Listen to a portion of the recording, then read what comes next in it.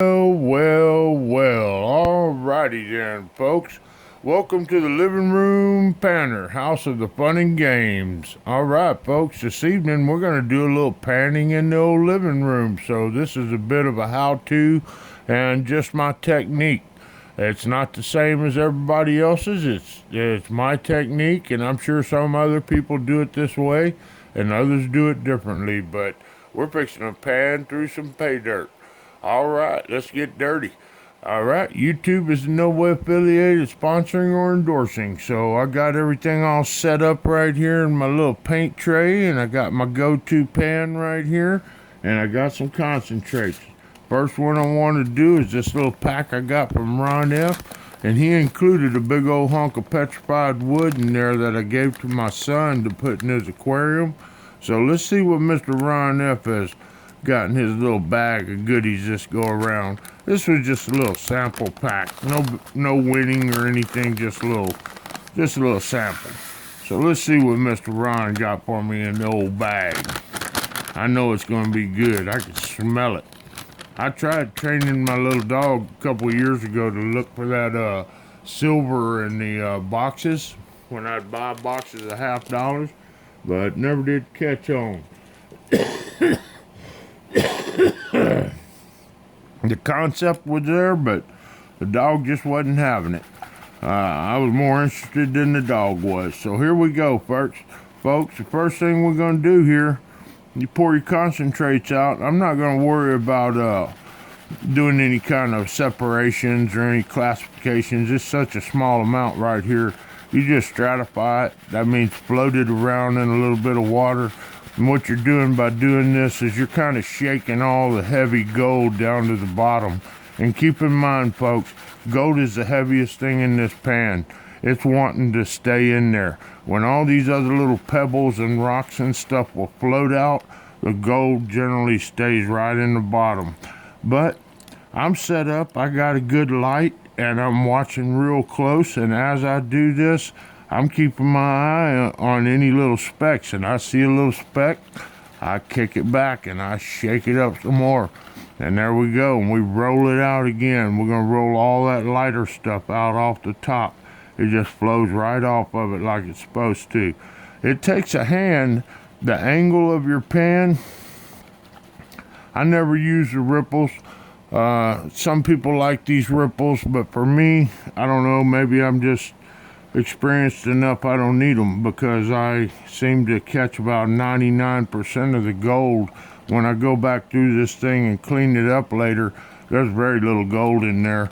So I do a pretty good job. I do see a little speck or a flake or something that I get by me every now and again, so I know there's some in there. But by using a very good light and a good bowl and a good setup like I've got here, it's real easy for me to keep a very close eye on it.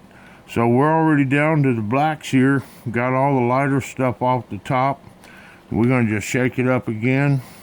Get all that blonde sand up on top again. You see how the blonde kind of just floats up to the top. It's so much lighter than all that black sand. And I'm not sure, I'm not a mineralogist or whatever, or a geologist. I just know the black sand is probably the second heaviest thing in here, other than maybe gemstones or something. So that's always going to be the toughest stuff to get out of the pan. But if you take your time and you practice, you'll get it down to a system like I have here. And folks, I can clean this all the way down to where there's nothing left in here but gold. And I'm starting to see some shiny back in the back there. I got a couple little pebbles in the front here. A little bark or something just floated in. I floated it back out. And there we go. And this is really so relaxing. I can't tell y'all, for years before I even found YouTube, I'd come home from a very stressful day of work, and I'd set up my setup like this, and I'd do, I don't know, a quarter cup, a half a cup of dirt, and find a little bit of gold in there, and I'd just be so relaxed and happy and satisfied for that, you know? So there it is. I'm going to work it on down and try and get all that out of there. I found my snuffer bottle. I think little Jackson kind of was playing with it, and I wasn't sure where it was, but I found it. So we're gonna get our snuffer bottle out once we get this last little bit of black sand out of here. And there it is, folks. All of it's gone except for the gold. I mean, there's hardly anything left but gold in there now. So where is my snuffer? Oh, man. Well, I thought I had it right here. Here it is. Found it. The old trusty snuffer bottle. Been around a minute. Well used. Alright, so we suck some water up in there first. Give it a little shake. Kind of dry it out. Get some more water in the pan. And this thing has got an angle on the tip of it. If you look at it, you'll see it. I don't know if this camera's doing it justice or not, but there is a bit of an angle. So you want your angle, you squeeze it up, hold it upright like this and squeeze it, and no water or nothing comes out of it because the little straw is only halfway down. And then you turn it upside down, you got your angle right, and you just release it. It starts sucking up all that gold. Just cleaned it up right out of there. Okay, give it a little shake, a squeeze. I see a couple more little pieces of gold in there, so I'm going to try and recover that. There we go. Whoop, not enough water in the pan. So, I still see them in there. It's like 3 or 4 little flakes still. So you'll get them, you just keep squeeze it out. There you go. And we're going to suck it up again.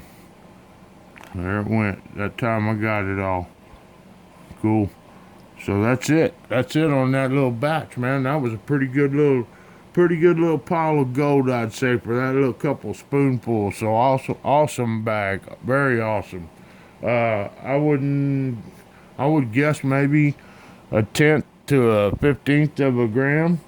So next thing we're going to do a little scoop of this. I think this is either Vulture or Belmont, and it doesn't have a high concentrate of gold in it, but it does have some in it. So we're going to give it a couple of little scoops there, and we're going to run this stuff real quick. The video is only 7.5 minutes, and let's see how quick I can go through this.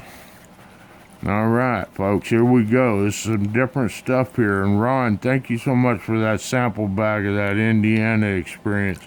That's the only one I'm willing to go through out of my little box. And folks, let me tell you, I know I made that video and I highlighted my stash, so to speak, my stash box, but that's not all I got. I probably got 20 or 30 pounds of dirt from various vendors just stockpiled up in here. You know, I just got it. Okay, so I got a lot of dirt, but that's my treasures because I won those and they mean so much to me compared to buying dirt. That's got special meaning to each one of those bags, and so I really enjoy having them.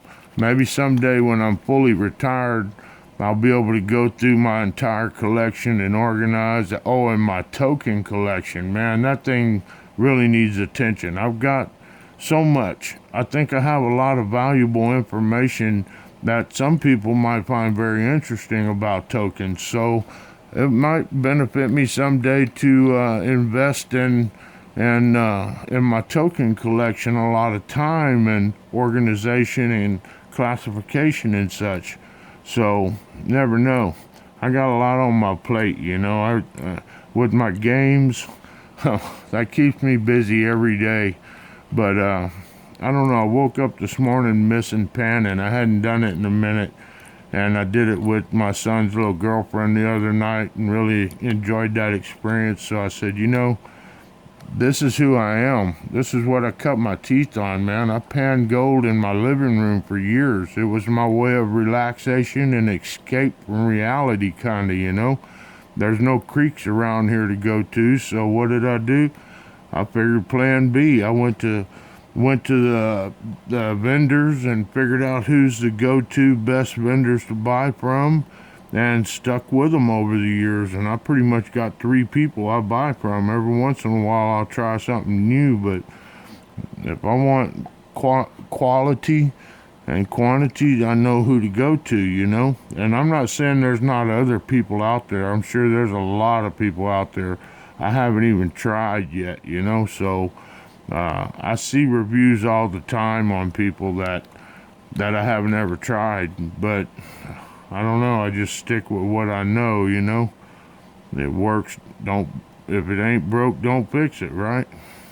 But you never know. Somebody out there may say, "Hey, try some of mine, man. Give it a shot." You know what? I would consider it if they took the time to contact me and say, "You know what you're doing? Hey, you want to try some of this?" I'd love to. I'd love to review it and do something like that. I just never have. And I'm seeing a little picker in this little batch already, folks. Looking pretty good. See if we can get this all cleaned up and get all this black sand out of here. That's what I like to see. I like to working it like this. To me is so satisfying. Then again, I may lose a little flake here and there, but for the most part, folks, I'm catching every bit of it. So there's 4 little flakes in there, and there's 1 picker in there. And all the black sand, almost all of it is gone now. So there it is, folks, and I can tell you that picker's going to be too big to pick up with that snuffer bottle. It'll jam it up. So there it is, folks. I hope y'all enjoyed this little video. On quick note, my games and such, I got plenty spots available on the mini, the semi-mini, the big time, and the card draw. What else? Hopefully some of y'all got packages today. All right, folks. Well, I guess that's about enough talk for tonight. I hope y'all enjoyed this little how-to. It's just my way of doing things. It ain't the right way. It ain't the wrong way. It just works for me. So if you did like it, please hit the like button and leave a comment. If I get enough people interested, I'll do more. I mean, I definitely got the qualifications, the dirt, and the equipment to do it. I'd really like to finish that series up where I run my sluice boxes on the video and show how to use those. And they're little mini sluices, folks. Don't forget, this is the living room panner. I have to do this in my living room without creating any kind of mess, which I do. I never get a drop of water on the floor. It's pretty cool. Now, there may be some gold in the carpet, and Junior told me, "Dad, vacuum all that up and get it out of the vacuum and pan it." I don't know. Maybe someday. I don't know. Anyways, all right, folks. Well, y'all have a wonderful evening, and y'all have a great night. And you know what the old panner says. Later, taters.